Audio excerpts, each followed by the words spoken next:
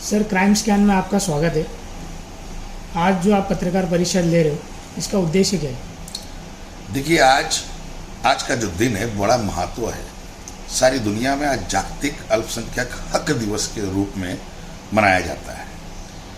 इस दिन में सबसे पहले तो मैं तमाम अल्पसंख्यकों को आज के दिन की हार्दिक बधाई देता हूँ। और साथ ही साथ प्रेस कॉन्फ्रेंस लेने की वजह यह है कि पिछले कुछ सालों से नहीं, हमेशा से ही हमने देखा है कि अल्पसंख्यकों को किसी न किसी तौर पर निशाना बनाया जाता है।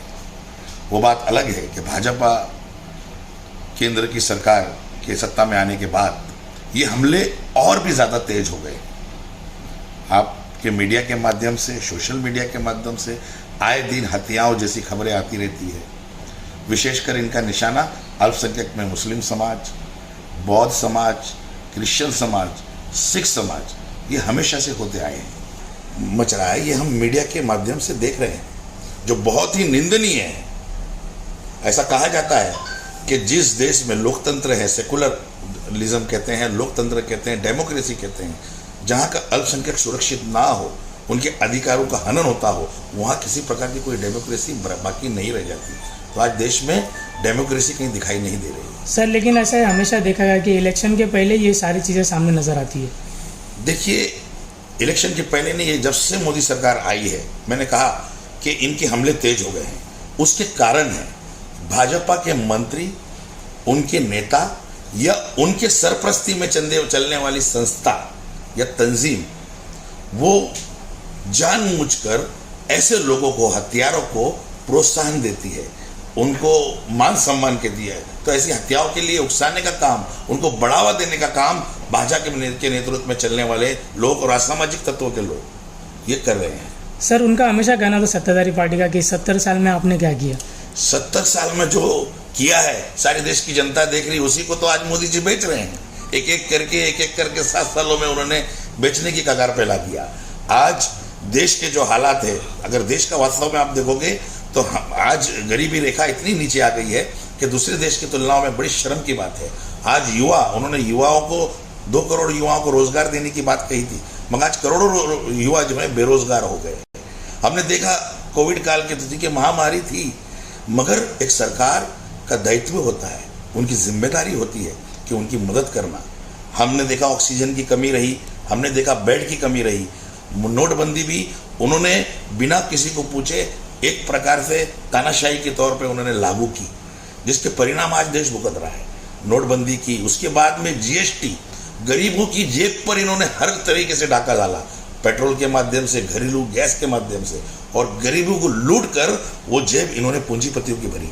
सर, आज जैसे आपने देखा कि महाविकास आघाड़ी सरकार में आप भी आते हो, जैसे आप महाराष्ट्र कांग्रेस कमेटी के सेक्रेटरी भी है और कोंकण डिवीजन के आप अल्पसंख्यक के प्रेसिडेंट भी है, तो मतलब आप सरकार से क्या मांग करोगे? महाविकास आघाड़ी सरकार से हमारी तो मांग ये है कि सरकार अच्छे फैसले ले, चाहे वो राज्य की सरकार हो। मैं जो अभी तक बात कर रहा था वो केंद्र सरकार की गलत नीतियों की बात कर रहा हूँ।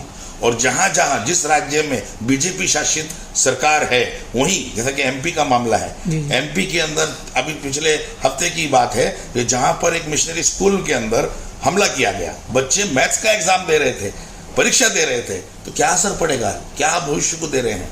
दूसरा, अगर राज्य सरकार भी कोई निर्णय लेती है, जैसा 2 निर्णय अभी हम सुन रहे हैं कि विवाह के लिए जो बुद्धिजीवी है उन्होंने 18 साल की आयु लड़कियों के लिए रखी थी, मगर अब उसे बढ़ाकर 21 साल कर रहे हैं, जो गलत है। जो पहले का निर्णय था वो सही था, सरकार ने अपने धोरण वापस लेने चाहिए।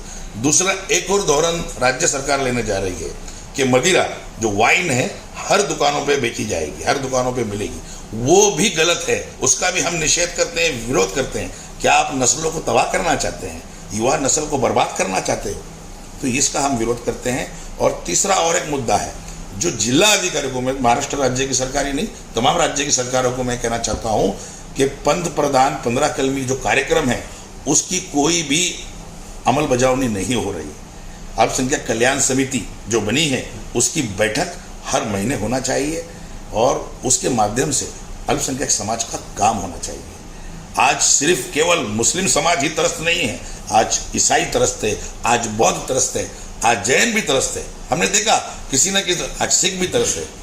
और इस तरह से ये बढ़ावा जो बीजेपी के साथ में, उनके साये में, उनके सरपरस्ती में चलने वाले जो लोग हैं, जो असामाजिक तत्वों के लोग हैं, वो ऐसे ही भेदभाव करके लोगों को बांटने का काम कर रहे हैं। तो ये बंद करो और देश की एकता अखंडता को कायम करने के लिए सद्भाव से जो संवैधानिक अधिकार हमें दिए हैं उसका हनन मेहरबानी करके मैं मोदी जी से आज एक हम निवेदन दे रहे हैं जिला अधिकारी को। इस निवेदन के माध्यम से हम माननीय महामहिम राष्ट्रपति जी को और प्रधानमंत्री मोदी जी से हम अपील करना चाहते हैं, जिस प्रकार का तांडव पूरे देश में आपने मचाया है उसे बंद कीजिए, मेहरबानी करके बंद कीजिए।